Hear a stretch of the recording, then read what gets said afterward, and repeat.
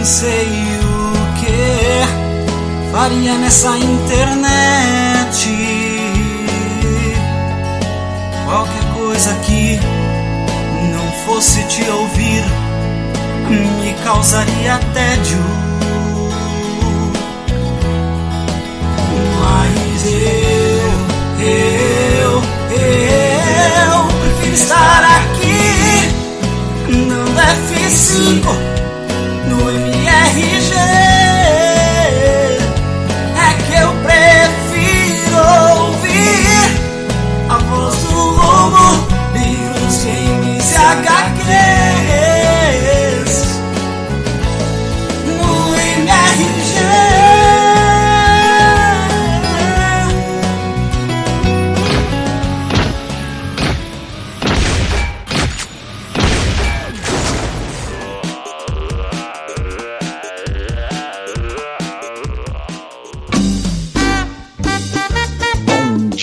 Hey, listen. Boa noite. Estamos começando mais um Matando Robô Gigante.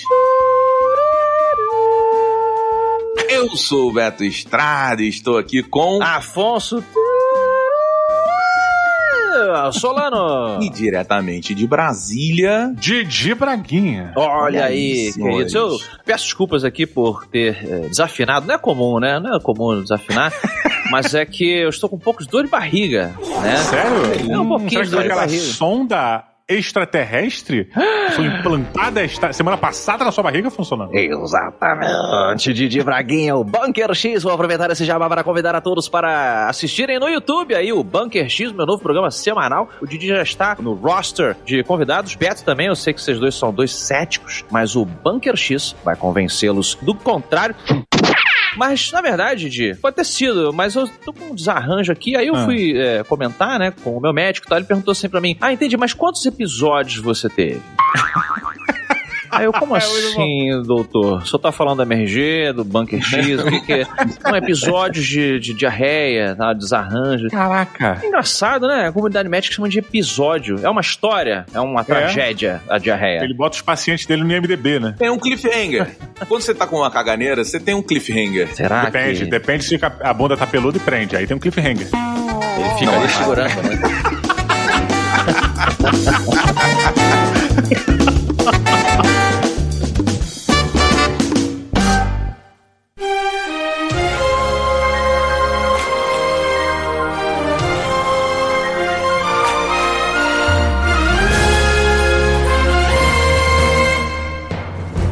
Senhoras e senhores, a fanfarra, uma das fanfarras mais famosas dos games, já está nos recebendo, porque hoje, meus amigos, falaremos daquele que é top 3 entre os maiores clássicos da história dos videogames. Estamos aí, meus amigos, com Zelda Tears of the Kingdom, lançado aí na mão dos apaixonados por games, mas precisamos de tempo para jogar, porque o jogo é grande pra caralho. Então, nos reunimos aqui para debulhar nosso amor / respeito a este personagem que é aí um dos mais marcantes da história dos games. Afonso Solano, eu quero começar com uma pergunta para você.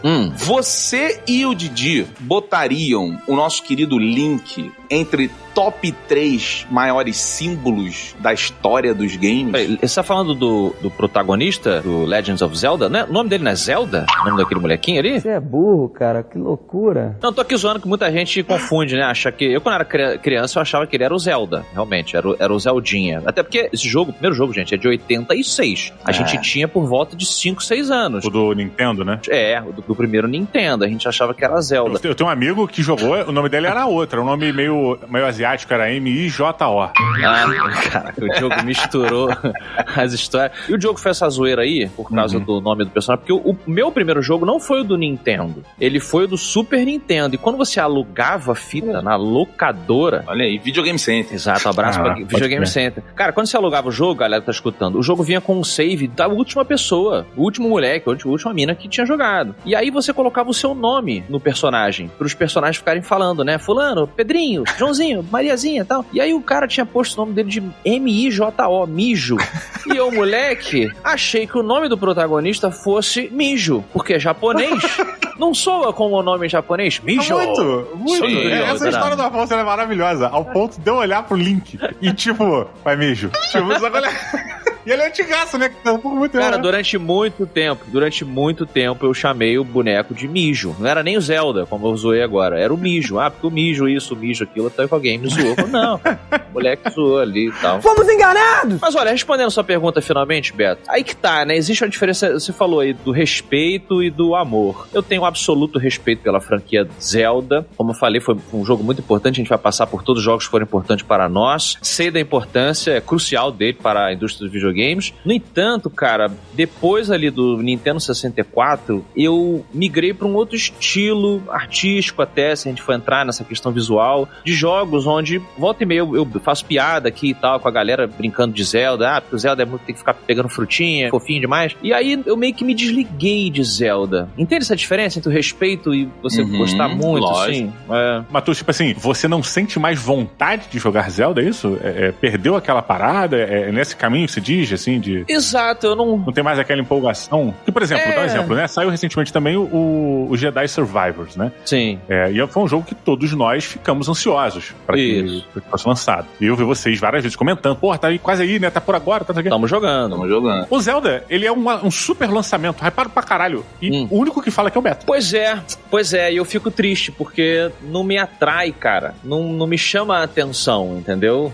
Mas eu gosto de separar, porque uma coisa é fazer piada, tá? Outra coisa é falar sério aqui da importância da parada. Porra, cara, curioso. Mas assim, eu acho que isso que o Diogo falou é interessante. Por exemplo, você falou do lançamento, Zelda hypado. O Breath of the Wild, apesar dele ter o efeito Nintendo, e pra quem tá ouvindo entender, é assim, quando a gente fala na indústria dos games de um lançamento que vendeu 10 milhões de cópias, por exemplo, ele é um sucesso. Ele é um sucesso dentro do PlayStation, dentro do Xbox, 10 a 20 milhões de cópias. Ali ele é considerado um bom sucesso. Quando a gente fala dos jogos da Nintendo, é um ponto muito fora da curva, porque assim, você pega o Mario Kart, vende 40 milhões de cópias, os jogos da Nintendo, Mario Odyssey vende 30, o Zelda vende 30, então assim, a Nintendo é um ponto fora da curva, né? Só que quando a gente fala, por exemplo, do Breath of the Wild, a gente tá falando do que é considerado, e aí eu tô falando por notas, por prêmios, por essas coisas, não por gostos pessoais, um dos melhores jogos de todos os tempos. Ele é um jogo que levou a indústria para um outro lado. E aí a continuação dele faz esse barulho num público que é nichado, que dá esses resultados absurdos que a Nintendo dá, mas por outro lado tem um público muito grande, que nem o Afonso, que fala assim, gente, eu respeito, legal, maneiro, mas eu só não me importo. Cara, pois é. E isso é interessante, né? Eu tava pensando, o Afonso tava falando isso,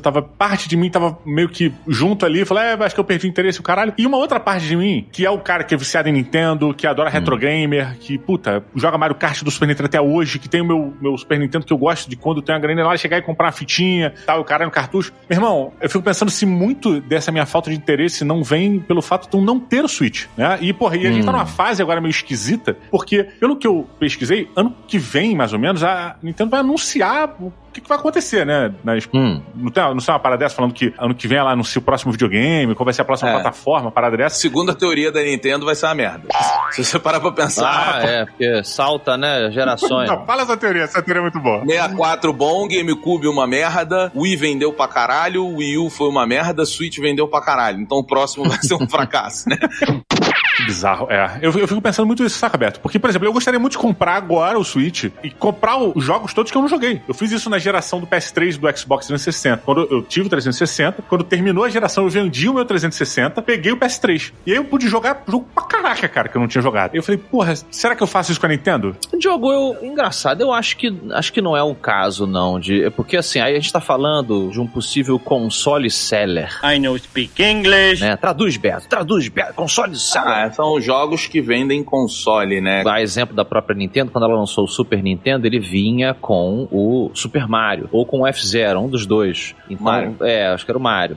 O F-Zero era um jogo que já estava no mercado, tá? Ali os dois principais. Então é aquilo que a pessoa olha e fala, cara, eu quero jogar esse jogo. Como é que eu jogo esse jogo? Tem esse console. Eu acho que se o jogo fosse muito amante de Legend of Zelda, eu acho que você teria mais interesse em comprar os novos consoles da Nintendo. Cara, Entendo. É bem provável. Mas eu acho que o Diogo tem cara de Nintendo, sabe? Porque eu tenho pra mim que dessa geração, o melhor videogame, o melhor console que eu tenho é o Switch, que foi o que mais me deu jogos realmente divertidos. Mas ao mesmo tempo, quando você faz a comparação, porra, não dá nem pra comparar. Você tá botando o PC nessa disputa aí ou não? Só pra saber se é jogo de adulto ou é jogo de criança. Só pra saber. Eu não sou um PC gamer, né?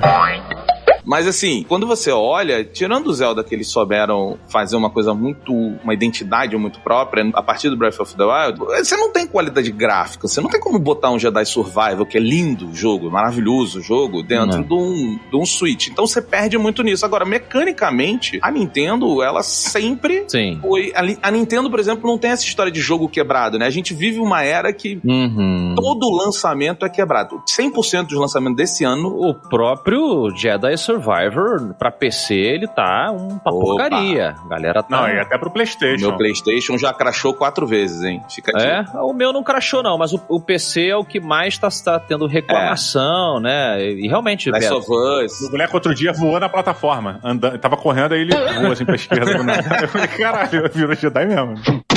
E realmente, cara, o padrão Nintendo de qualidade, alguns argumentam que é chato demais, é muito rígido, mas, gente, se tem uma coisa que o japonês é conhecido por, é a sua rigidez de qualidade, de respeito, incluindo com o próprio público. Eu acho, pessoalmente, um puta desrespeito pro público você vender um jogo como o Jedi Survivor, que é um puta jogo, a gente vai fazer um programa sobre, mas o jogo quebrado. Tu faz a pre-order da parada, chega no teu PC e o jogo tá quebrado. É um puta desrespeito, né? Ou o que aconteceu com o Cyberpunk. Assim, só pra deixar claro, pelo menos de minha experiência, tá? O jogo ele tem seus probleminhas, né? Mas ele não é um Cyberpunk. Tá? Não, entendi. Não, mas ainda assim, jogo não pode, cara. Tipo o Last of Us. Olha o lançamento do Last of Us pra PC, que vergonha que foi aquilo, cara. Exato, outro bom exemplo. Pode. Então, assim, a Nintendo, ela realmente sempre prezou esse tipo de cuidado. Tem desvantagens, né? Mas eu acho que no final das contas, quem é fã mesmo da Nintendo não costuma se decepcionar nesse sentido.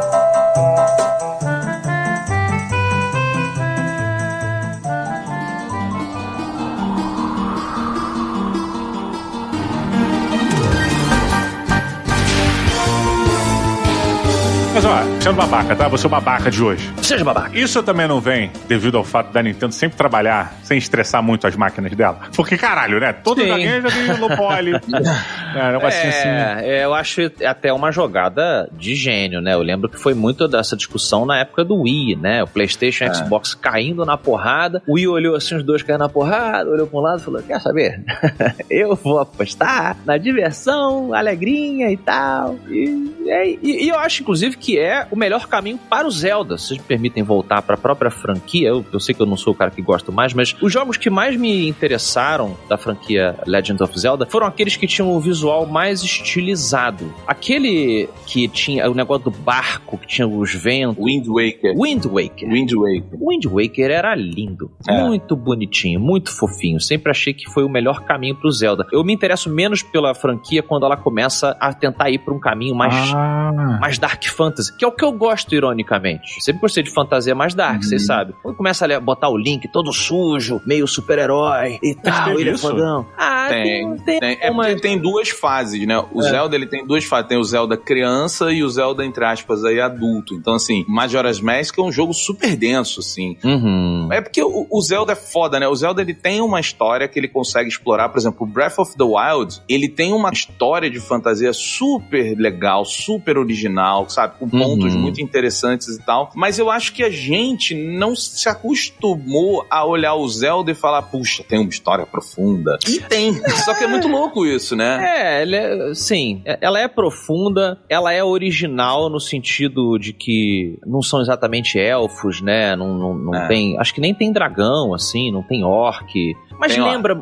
só que não é orc, né? É orc, mas não é orc, isso que eu tô falando, o que é, por exemplo, o povo deles, né? Os Kokiri, se me lembro bem o nome deles. Eles são tipo uns halfling com elfo. São baixinhos. Não, o Link é um Hylian. Hylian, perdão. O que é Kokiri? Kokiri é a vila dele, eu acho? Eles são as folhinhas meninas, né? Eu acho que ele Kakariko Village. Kakariko Village, é verdade. Era a vila. Por que o sotaque espanhol? Eu não sei, eu lembro eu e o Feijão jogando do Nintendo 64 e quando aparecia Kakariko Village, a gente achava que tinha cara de vila mexicana. Olha, Kakariko Village! Hey, stranger, welcome! Cara, o Majora's Mask que vocês estão falando, ele foi aquele pro próprio Nintendo 64, né? Que veio depois do mais clássico, né? Da grande virada lá do Zelda, que Sim. Ocarina of Time, né? Ocarina. Engraçado. Cara, o que marcou pra mim de Zelda foram o Zelda Link to the Past, que é o do Super Nintendo, o classicão do Super Nintendo, e depois o Ocarina of Time, cara. Foram os dois grandes Zeldas pra mim, assim, que, Total. cara, eu não tive acesso nas outras gerações, tipo, no Wii, nem na Switch. Então, obviamente, talvez seja enviesado por causa disso. Só que, cara, tipo, o Majora's Mask, ele é uma espécie de continuação, né, cara? Do sim.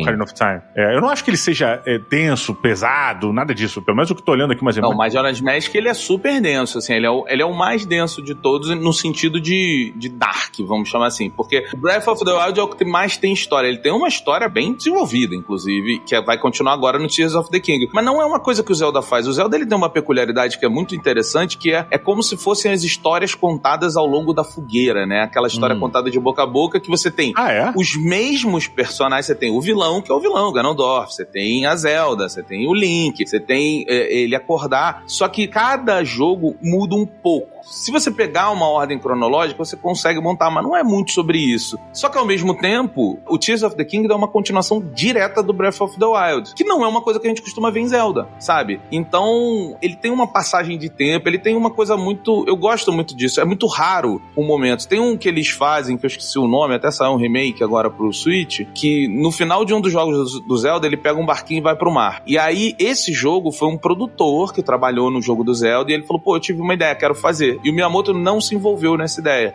E aí ele conta que no mar, o barquinho dele pegou a tempestade, caiu numa ilha, ele tem que sair da ilha. E é só isso. É tipo um survival. É uma aventurinha do Zelda. Esqueci o nome, saiu pro Switch, o remake, eu joguei até no final do ano passado, joguei atrasado. The Forest. Mas é isso, sabe? Mas não tem muito essa ligação.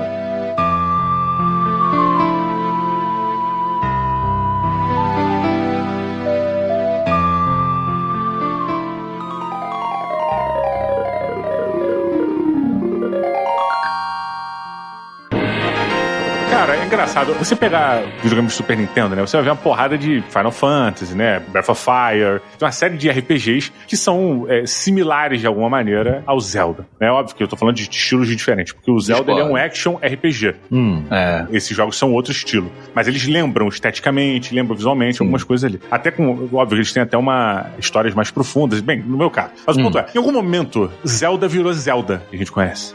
E por quê? Por que Zelda se tornou essa porra gigante que é hoje? Foi a história. Porque graficamente ela é a mesma coisa. Que várias paradas que a gente já viu ali. Existiu, eu não lembro se na época foi um baque quando saiu o Zelda. Meu Deus, olha esses pixels, saca?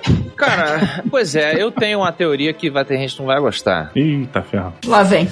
Mas eu acho que é porque é o que tinha. Eu não acho que o Zelda, ele... Evidentemente, eu tô falando do meu gosto pessoal, né? Mas tentando fazer uma análise geral, que a gente costuma extrapolar aqui, eu não acho que Zelda, ele tem, assim, elementos de criatividade, de storytelling, de world building, que se comparam a obras clássicas e gigantescas que se tornam clássicas e gigantescas, entendeu? Eu acho que ele tem, como eu falei, ele é um conjunto de histórias de fantasia clássica que na época ele foi pioneiro em arrumar daquela forma. Mas isso quando você pensa o storytelling, né? Não, tô falando de tudo, assim. Eu não acho que ele tem um design de personagens, de criaturas, uma fauna, uma flora que seja marcante, assim. Tem outros jogos muito mais interessantes, muito mais originais do que hoje o que o Zelda apresenta. Eu não tô falando de jogabilidade, não. Jogabilidade ele realmente Mas eu acho que tá aí, Afonso. Eu acho que tá aí. Eu acho que o ponto é que eles pegaram uma história, vou botar entre aspas, tá? Simples, e colocaram dentro de mecânicas muito relevantes em momentos da indústria. Então, assim, você pega o primeiro Zelda... Isso. O primeiro Zelda, ele é um jogo que ele é diferente do que tinha ali. Ele não é que ele puxou um monte de coisa do zero, mas ele executou muito bem tudo. Aí você tem um outro momento marcante, que é o Ocarina of Time, que ele é, muito marcante. Ele traz o 3D, o action em 3D. A virada, eu lembro que a gente surfou, a gente tava ali consciente pra caralho nessa virada. Exato. E quando lançou, foi uma revolução, cara. Revolução. O Ocarina of Time, ele é, gente, quem tá escutando aí, que é um pouquinho mais novo do que a gente, o Ocarina of Time, Zelda Ocarina of Time, ele foi um Red Dead Redemption 2 da época. Nossa, foi Era um jogo de mundo aberto, como nada existia daquela forma. Você chamava teu cavalinho. Você cavalgava de uma cidade pra outra. Você tinha reinos, entendeu? Você fazia essas viagens num mundinho aberto, brother. Então, assim, eu não tô tirando crédito, entende? Quando a gente situa a obra, que eu acho isso. É o que você falou também, Beto. Ele fez muito bem algo que na época ninguém fez, mas em termos artísticos, eu não acho que ele é uau. Eu acho que ele tem uma identidade própria, porque se você unir essa coisa... Ele, na minha opinião, apesar de ter jogos muito legais, eu sou uma dessas pessoas muito fãs de Zelda, mas ele tem 3 momentos super marcantes, que é o primeiro Zelda, que ele vem falando algo super novo pra indústria, uma indústria que tá começando, mas ele fala diferente. Tá falando do primeiro Nintendo, né? O primeirão Nintendo. O The Legend of Zelda. Isso. É um jogo legal. Muito bom, muito bom. Depois o Ocarina of Time, que ele revoluciona nisso que você falou, e assim, pra mim o Breath of the Wild, ele pega mundo aberto e utiliza de uma forma que eu acho que nunca ninguém utilizou. Tanto que o próprio Elden Ring, ele é o Zelda Souls, né? Tava demorando.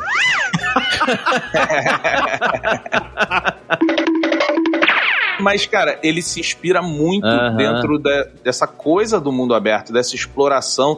Cara, eu tava jogando Jedi Survival, é muito louco como, por exemplo, você olha o Jedi Survival, você fala assim, cara, tem muita coisa do Breath of the Wild aqui. Então, assim, o Zelda, em momentos muito específicos da indústria, em 3 momentos, na minha opinião, a maioria dos jogos são bons, mas 3 momentos ele eleva a barra do gameplay, sabe? Qual é? Do level design. Pô, mas o do Super Nintendo, eu inseriria o do Super Nintendo, porque o do Super Nintendo ele upou o que o do Nintendo fez, cara. Os gráficos do A Link to the Past, do Super Nintendo, eles eram acima da média, exato. Mas é que aí, assim, eu não quero desmerecer, tá? Mas é porque eu acho que o foco da upada foi no Super Nintendo, né? Considerado por muitos aí como o videogame mais legal da história. O Super Nintendo, quando ele traz os jogos que eram do Famicom, né? Dos jogos antigos e tal, e eles botam, caralho, ele dá um gráfico tão inacreditável pras paradas. Porra, o Punch-Out, que já era um jogo do caralho, que vira o Super Punch-Out, Mike Tyson Punch-Out, né? Que vira o Super Punch-Out. Caralho! É muito bom. É muito maluco, é inacreditável. O Punch-Out era inacreditável, tu ver o maluco naquela. Era impossível aquilo que tá acontecendo, cara. Sim. Era impossível, assim, bizarro, maluco. Não, e aí eu acho que eu dou até um passo pra trás e vou concordar com o Beto que na verdade é só entre aspas. É o primeiro Zelda do Nintendo, depois o do 64, Ocarina. Isso, e depois agora o Breath of the Wild. Por quê? Porque o Zelda do Super Nintendo, como o próprio nome do console sugere, é o Super Nintendo, ou seja, eu peguei tudo que era do Nintendo, o jogo acabou de me lembrar disso, e eu estou fazendo eles ficarem supers. Então assim, era um puta jogo, chamou a atenção pra caramba, mas ele melhorou, ele não revolucionou como o primeiro revolucionou, né? Eu acho que essa é a coisa do Zelda. Agora, tem uma coisa de imaginário coletivo também, né? Dessa coisa do personagem ficar super importante, assim. Porque eu volto a pergunta pra vocês, e aí eu pergunto diferente agora. Se vocês fossem fazer um top 3 dos personagens, os top 3 personagens, na opinião de vocês, que são, assim, a cara do videogame. De todas as gerações? Porra, 3? Cara, assim, é o que representa o videogame. Top 3. Porque pra mim é Mario, Sonic e Link, nessa ordem. E o Pac-Man? Pois é, olha aí, esqueci do Pac-Man. Pois é difícil isso, mas quais seriam os top 3? É foda, porque o Link, cara, você falou aí de Super Mario... O meu é uma barra branca. O seu é uma barra branca do Pong? Cara, muito velho. É porque, sabe o que é curioso? O Link, de novo, eu vou apanhar pra caralho, porque parece que eu tô cagando no jogo, não é isso, mas... A parte de você tá, então faz sentido. Cara, o Link é um personagem sem personalidade. Porra. Convenhamos. Reflita um segundo sobre o que você está falando. Porque se você fizer isso, eu tenho certeza que você vai mudar de opinião sozinho. Convenhamos. Silent Hero, né? Ele é o primeiro Silent Hero, talvez? Pois é, mas aí que tá. Existem... Poxa, o Gordon Freeman do Half-Life é um Silent Hero. E ele tem personalidade. Mas o Gordon Freeman não é tão importante quanto o Link, não é? Não, mas por questão de tempo e pioneirice. Mas eu tô falando o seguinte, em termos de construção de personagem, existem personagens silenciosos que têm mais personalidade do que o Link. O Link, ele é um carinha com a espadinha na mão, ele não fala nada.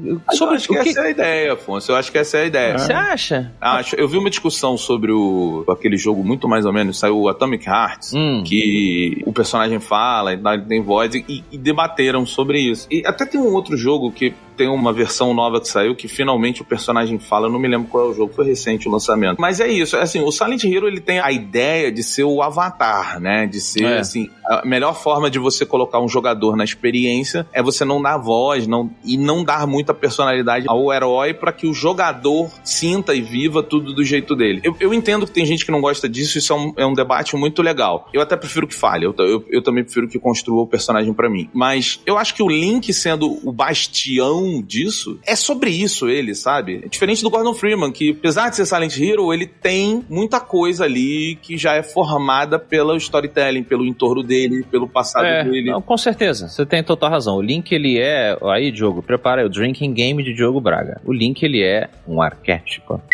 Ele é temos dois, hein? Já temos dois. O Link, ele é o cavaleiro andante que chega para salvar a princesa Zelda. Exatamente. No fim das contas, Zelda é um jogo espírita, né? Ele, tanto o Link quanto a Zelda, são reencarnações dessas entidades aí que vêm reencarnando durante várias eras.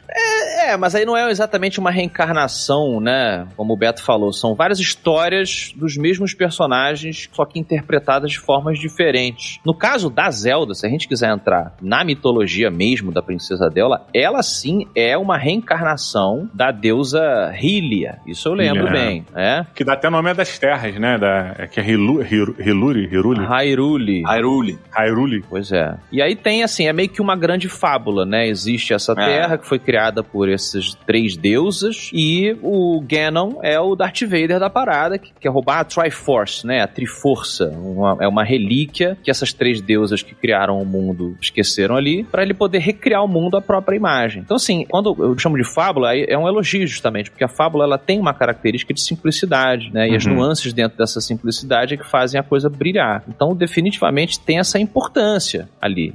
Isso faz sentido, cara. Eu acho até que... Acho que o Beto até passou por isso um pouco também, mas talvez realmente um dos grandes sucessos do Zelda seja isso. Ele conseguiu contar uma história simples, engajante, empolgante, onde um adulto consegue jogar e se divertir, uma criança consegue entender e avançar. E se você for pegar o melhor jogo de todos os tempos, dessas gerações pra baixo, caralho, que é o Chrono Trigger, meu irmão, tu bota a criança pra jogar, a criança não vai entender. Não vai pegar. Um adulto mal consegue?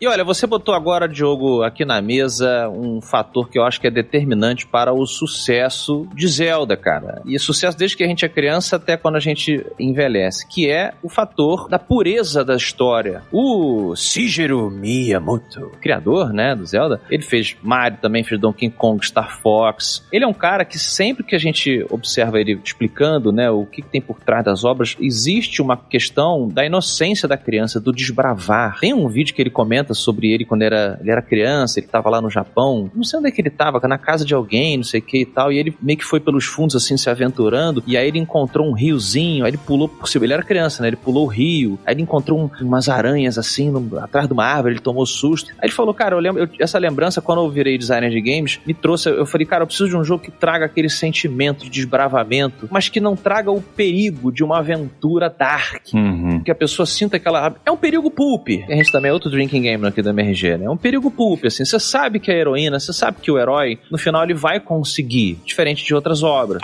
Então, acho que o Zelda, parte do segredo dele é fazer de uma forma simples e pura de coração. O herói, ele é puro de coração, como eu falei, ele é um arquétipo do paladino, ele não tem muita profundidade porque você tem que projetar nele o seu ideal. Como eu seria se eu fosse nesse mundo? Eu gostaria de ser o cara que ele nunca se abala. O Ganon, ele é o oposto disso, ele é a escuridão, tá tudo na merda, mas o Link, ele vai, irmão, é igual o Leon, numa escala mais profunda ali, literalmente dark. O Leon também é muito paladino. Você pode reparar, ele dos personagens do Resident Evil, o arquétipo dele ali é esse, tá todo mundo bolado, ele, não, eu não posso desistir nunca, não sei o quê. Caraca. Entende pra onde eu tô indo com essa coisa? Sim.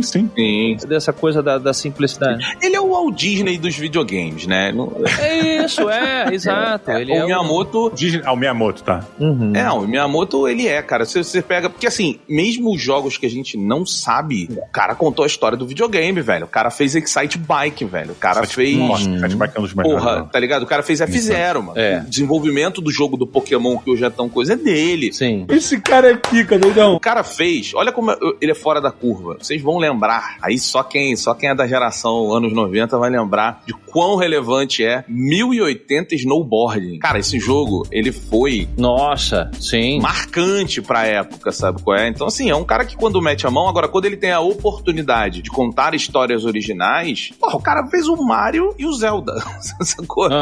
Tipo, é bizarro, né? Claro. A imaginação. Engraçado, né? Engraçado, assim, não é falando mal não, mas é só tentando super analisar aqui o clássico. Eu concordo com o que você falou, Beto, tá? Eu acho que, beleza. Eu só não porei as mesmas palavras que você usou, porque a história que ele contou pra mim não é o grande chamariz da parada. Eu acho que a experiência de Zelda, a experiência de Mario, né? A experiência dos jogos do Miyamoto são do caralho. Jogar é extremamente divertido. O foco dele é sempre esse. A história de um Chrono Trigger, a história de um Secret of Mana, tipo, aí vai mais dentro dessa parada. Sim. Eu acho que isso é um grande diferencial, talvez, né? Essa simplicidade, né? Como ele tem uma historieta simples, ele vai evoluindo e ele pode até ir mais agressivo no futuro, em breve, sei lá, se a Nintendo é comandada por alguém emo. Eu nem acho que entra lá um diretor Dark, né? Tobey Maguire no terceiro... Cara, eu nem acho que eles devam fazer isso, assim. E tô advogando contra o meu próprio gosto, que eu tô brincando com vocês aqui. Eu não acho que eles devem mudar pra agradar o meu estilo de jogo. Eu acho que eles têm que justamente continuar com essa pureza, né, que faz... Mas você diz do Miyamoto, né? Porque a Nintendo tem umas coisas bem pesadas. Tem assim, também. Né? Mas não é nunca tão pesado. A Nintendo tem uma linha editorial, vamos chamar assim, que é mais leve do que o PlayStation e o Xbox. Eu acho certo. Eu acho que tem jogos mais pesados, tem jogo de tiro, tem morte e tal, mas os carros-chefe, né, da Nintendo são isso, são Super Mario. São pra família, né? São pra família. Isso é um desafio foda da Nintendo, né? Porque, assim, todos os carros-chefes da Nintendo, ou pelo menos 90%, também não me lembro aqui todos de cabeça, vêm da mente do Miyamoto. Pokémon, Mario, Zelda, Pikmin, cara. Pikmin, o cara gosta de jardinagem, o cara criou Pikmin, tá ligado? Tipo, ele criou o Pikmin? Pikmin é dele. Ele tem essa parada infantil de olhar com o olho da criança uma situação mundana. Exato. Tá ligado? E a gente nunca perde. Volta e meia eu comento aqui, né? O Star Wars tem muito isso. O adulto gosta porque tem uma coisa ali de criança. Não tô falando do adulto infantilizado, mas a gente gosta de muitas obras que conversam com elementos que a gente descobriu quando a gente era jovem. E esses elementos continuam quando a gente tá velho, só que adaptados à nossa realidade.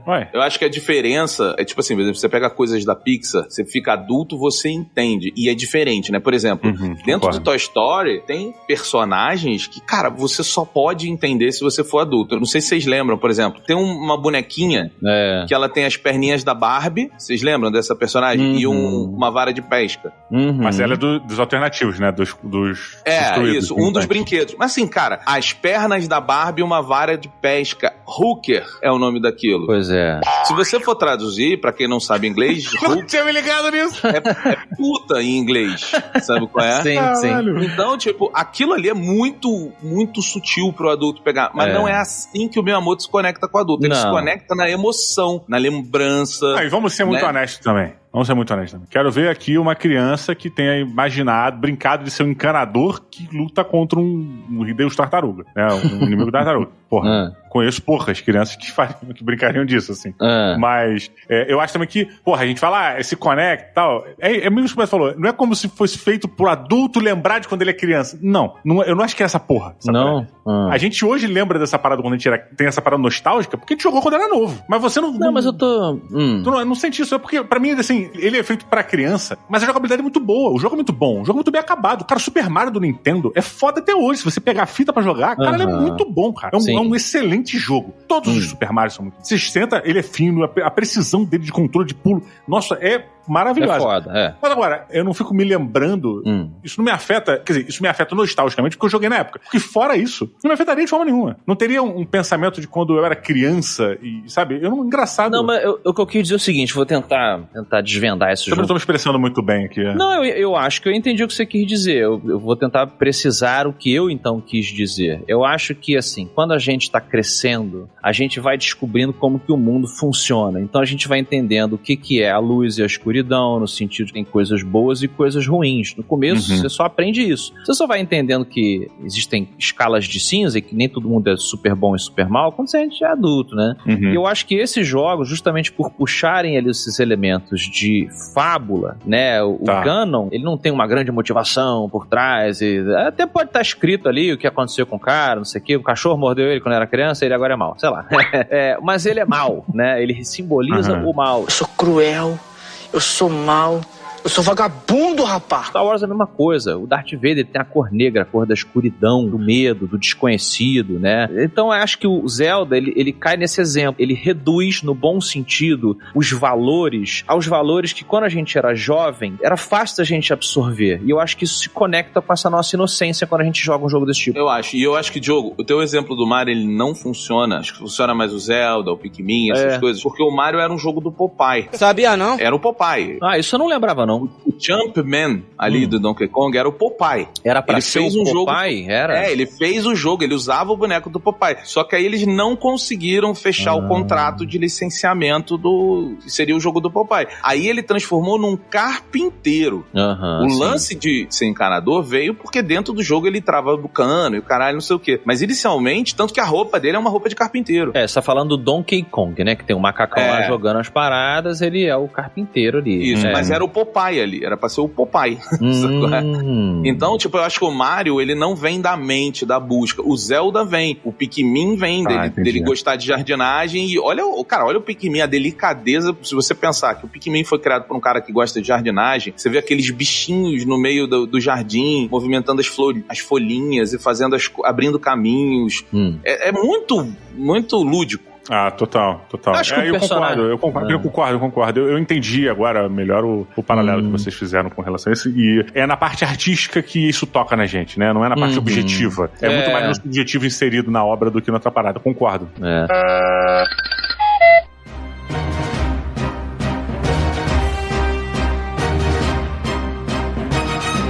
Eu acho que o personagem mais dark, perturbador da Nintendo é o Kirby. Não sei de vocês, mas... O Kirby é foda. E o Kirby tem um lore, né? Ele é um deus e tal, não sei o que, é muito louco, né? Ele é um deus? Cara, o Kirby, Diogo... ele é um deus. O Kirby é um deus. Pra quem não lembra aí, ele é aquele bonequinho rosa que ele suga tudo pra dentro da boca dele e come, né? Exatamente, ele é tipo um deus. Ele é uma parada Lovecraftiana, assim.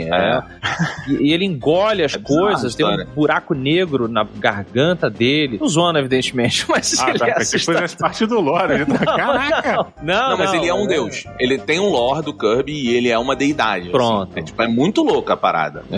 Fica aí o Kirby. Que maneiro. Olha.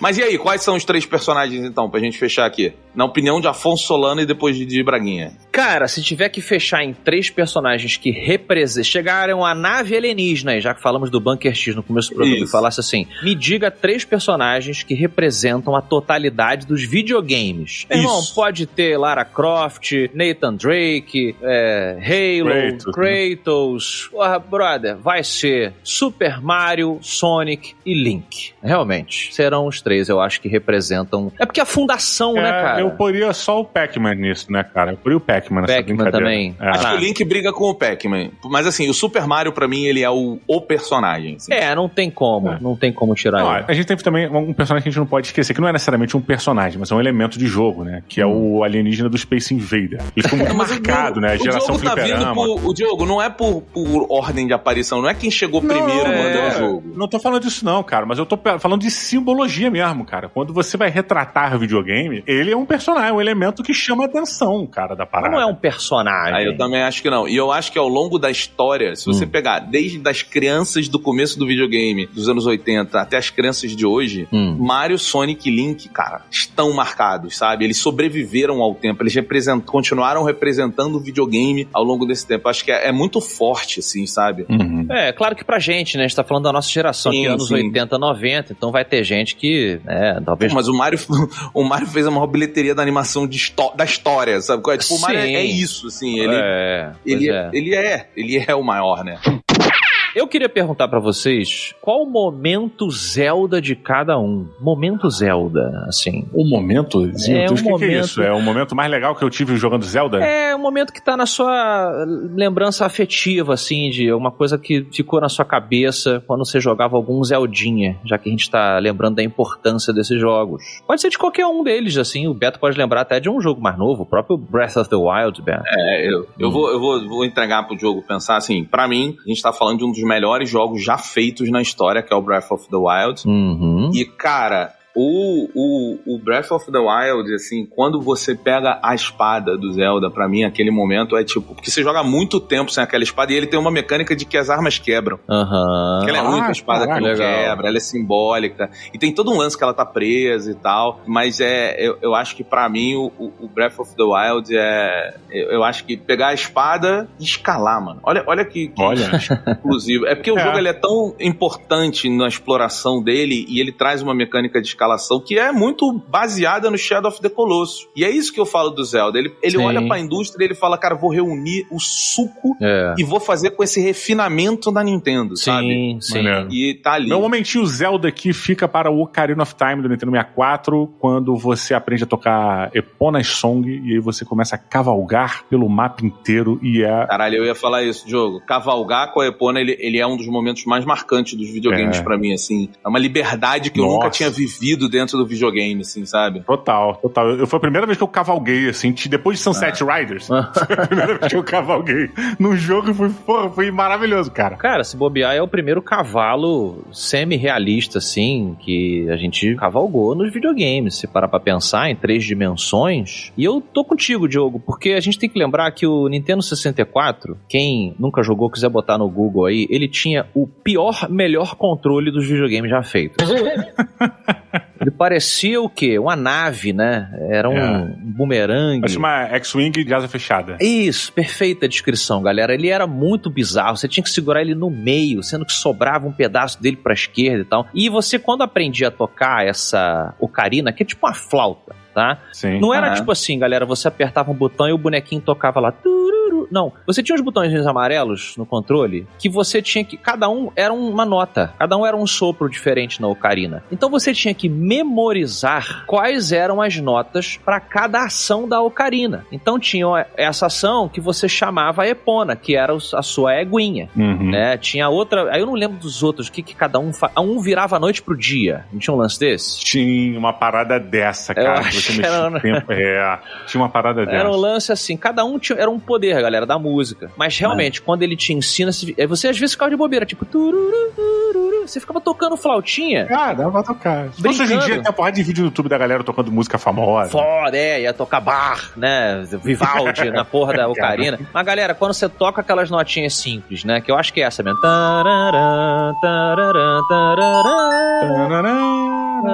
E aí vem a eguinha, Pocotó lá. E vem, aí, caralho, meu irmão, eu summonei um cavalinho. Caralho, dá pra montar no cavalo. Caralho, eu que dirijo o cavalo. Na época, turma, isso aí não existia no videogame, né? Você cavalgar. Muito maneiro, cara. Tô contigo nesse momento, Zelda.